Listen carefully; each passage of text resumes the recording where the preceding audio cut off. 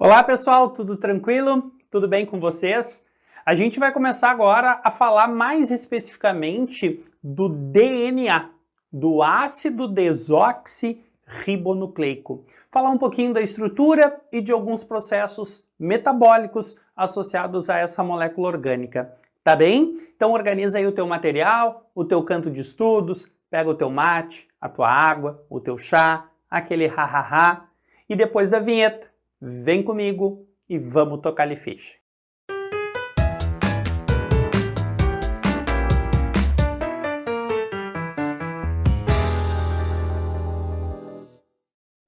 Então a gente vai iniciar falando um pouquinho da estrutura da molécula de DNA. E quando a gente fala dessa estrutura, não dá para esquecer do modelo proposto pelo Watson e pelo Crick em 1953. Década de 50, década de 60 é onde nós temos o grande salto da biologia molecular no meio científico, né? E uma das grandes descobertas é justamente esse modelo estrutural, aonde Watson e Crick descrevem a molécula de DNA como uma dupla fita com uma conformação helicoidal, como tu consegue ver no modelo construído ali por eles, certo? E o que nós temos de particularidades e que são importantes de tu lembrar? Até mesmo para traçar depois um comparativo com as moléculas de RNA. Olha só, quando nós falamos do DNA, então ele se apresenta em uma fita dupla.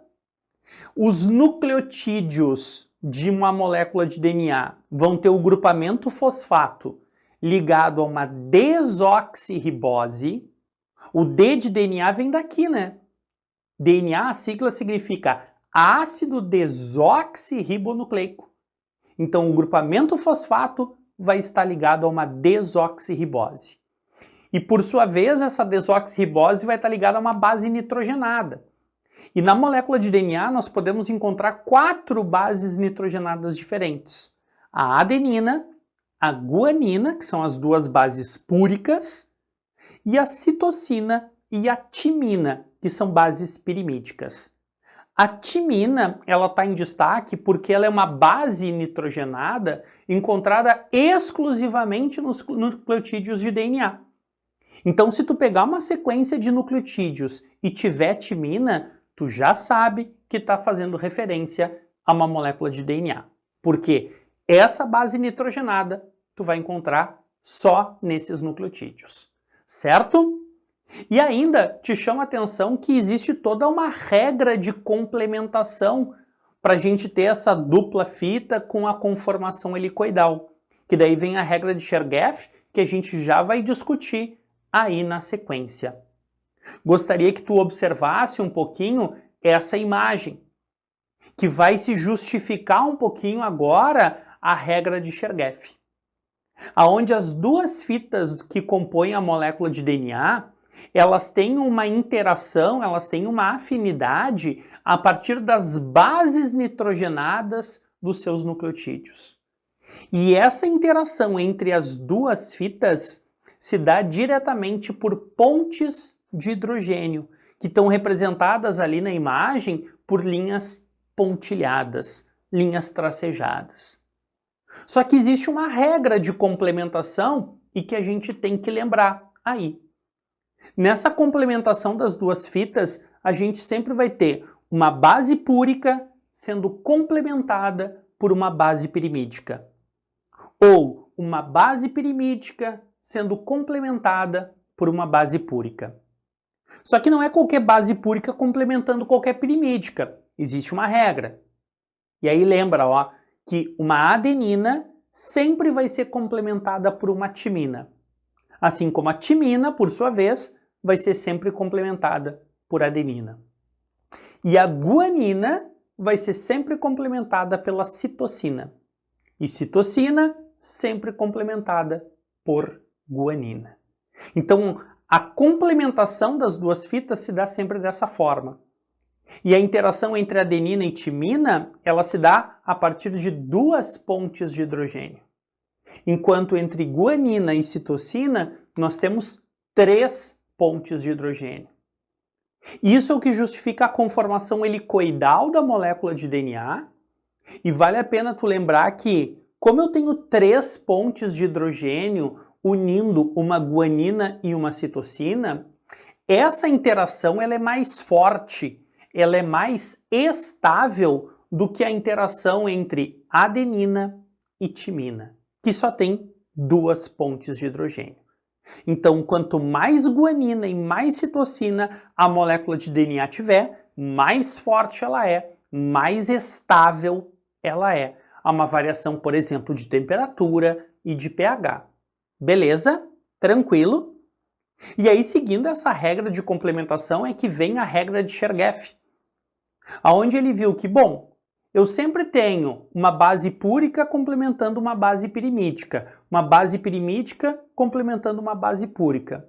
Então ele propôs, observou que em uma molécula de DNA, que é uma fita dupla, a gente vai ter sempre 50% de bases púricas e outros 50% contendo bases pirimídicas. E aí a gente pode brincar com essa informação, e a prova da URGS ela brinca bastante com isso, por isso fica atento. Olha só quem são as bases púricas no DNA: adenina e guanina. Então a soma de nucleotídeos de adenina com guanina vai representar 50% dos nucleotídeos de uma molécula de DNA. Quem são as bases pirimídicas no DNA? Citosina e timina. Então a soma de nucleotídeos com citosina e timina vai representar 50%. E a gente sabe também que a quantidade de adenina vai ser sempre igual à de timina. Por quê? Elas são complementares. Sempre que tu tem adenina em uma fita, tu vai ter timina na outra. Quando tu tem timina em uma, tu vai ter adenina na outra. Então elas são sempre complementares. A quantidade vai ser sempre igual. A mesma coisa para guanina e citosina. Se elas são complementares uma à outra, sempre a quantidade será igual. Por que isso é importante? Nós temos questões aí no passado da prova da URGS, onde eles colocam várias amostras de DNA e perguntam quais amostras são de uma dupla fita de DNA. Bom, para ser uma dupla fita, a gente tem que ter essa representatividade. 50% púricas, 50% são pirimídicas. E mais, quantidade de adenina tem que ser igual a de timina, quantidade de guanina tem que ser igual a de citosina. Beleza? Não esquece disso, por favor, que é bem importante para essa conformação estrutural da molécula de DNA. E ainda te chamo a atenção daí para o processo de duplicação deste material genético. A duplicação é algo que pode aparecer até de uma forma mais pesada. Por isso, te recomendo uma boa leitura no nosso material de apoio, onde tem do básico ao avançado ali. Um nível de aprofundamento bem interessante para essa prova. Mas o que é a base que jamais tu pode esquecer? Existem vários modelos de duplicação de DNA que foram propostos aí com o passar dos anos. A gente tem uma duplicação semiconservativa, a conservativa e a dispersiva. Hoje o modelo que é aceito e que é comprovado a partir de experimentos é a duplicação semiconservativa. Por que semiconservativa? Olha a imagem. Nós temos uma molécula de DNA com uma dupla fita, as duas fitas representadas em azul. Durante a duplicação do material genético, a gente vai ter a separação dessas duas fitas, e aí entra todo um aparato enzimático importante, como a topoisomerase e as helicases, separando as duas fitas, e depois vem a DNA polimerase, que vai usar essa fita em azul como molde para formar as novas fitas que estão representadas em vermelho. E aí tu pode observar que as duas moléculas de DNA, que são formadas após a duplicação, cada uma delas é constituída por uma fita molde, que está representada em azul, e uma fita filha, que está representada em vermelho. Então, por isso, semiconservativa.